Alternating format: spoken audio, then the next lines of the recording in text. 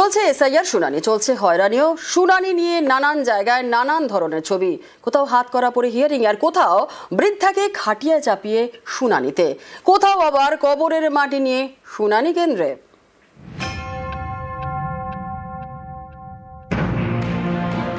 হাতকড়া পরে এসআইআর শুনানিতে উত্তর ২৪ পরগনার দেগঙ্গার বাসিন্দা শামীম হাসান। পরিবারের দাবি, তারা জানতেন শামীম ভিন রাজ্যে কাজ করেন। সম্প্রতি তার নামে এসআইআর এর নোটিশ আসে বাড়িতে। এরপরে শামীমের সঙ্গে যোগাযোগের চেষ্টা করে পরিবার। তখনই তারা জানতে পারেন শামীম যৌন নির্যাতনের অভিযোগে ৪ মাস ধরে বসিরহাট জেলে। হাতকড়া পরিয়ে বুধবার তাকে দেগঙ্গা বিডি অফিসে নিয়ে যাওয়া হয়। সেখানে পরিবারের সঙ্গে দেখা শামীমের।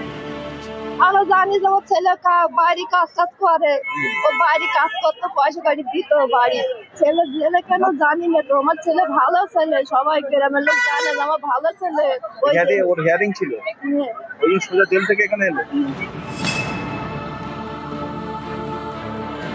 ৯৩ বছরের রাবেয়া বিবি শয্যাশায়ী। বুধবার তাকেও যেতে হয় শুনানিতে, খাটিয়ায় শুয়ে। আমরা বিএলওকে বারবার বলে দিয়েছি না আনার জন্য, অথরাইজেশন করে দিয়ে তার কথা বলে দেওয়া হয়েছে, কিন্তু উনি আনেননি। বিএলও ম্যাডাম জানিয়েছেন কিনা বাড়ির লোকের সাথে আপনারা জিজ্ঞেস করে নিন। বাড়ির লোককে নোটিশ দিয়েছে এবং বলেছে মানে ওনার বাড়ির লোক যাতে ওনার হয়ে আসে, তার জন্য আমি একটা বলেছি ফর্ম ফিল আপ করতে, সেটা জমা দিলে ওনার পরিবর্তে ওনার বাড়ির লোক এসে। কেন আসলো কেন আমি জানি না ওনারা কেন। এই ব্যাগে আমার ঠাকুর দাদার কবরের মাটি ওনারা ডিআই টেস্ট করে দেখে নিক যে আমরা এখানকারের প্রকৃত বাসিন্দার কিনা। বাবার বাবা ঠাকুর দাদার কাগজ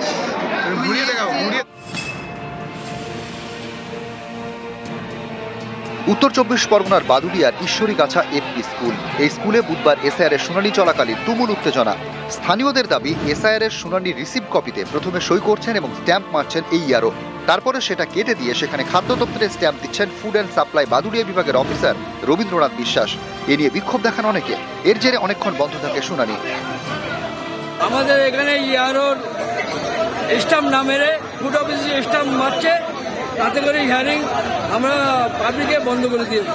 এখানে ইয়ারোর স্ট্যাম্প কেটে দিয়ে ফুড অফিসে স্ট্যাম্প মারছে। আপনারা কি চাইছেন?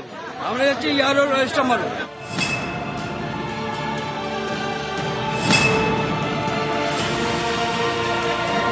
ইনি মালা মজুমদার, নদিয়ার কল্যাণীর বাসিন্দা। সোমবার তাঁর বাড়িতে আগুন লাগে।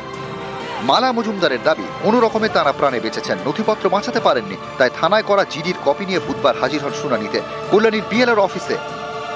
পুরে সমস্ত ছাই হয়ে গেছে, কিছুই নেই। এখন আমি হিয়ারিং এ ডেকেছি, হিয়ারিং এ এসেছে। এখন এই থানার একটা কপি নিয়ে এসেছি, আমার তো কাগজপত্র কিছুই নেই। এখন এটা নিয়ে আমি এসেছি। হিয়ারিং এর নোটিশটা আছে আপনার কাছে? নোটিশ কিছুই নেই।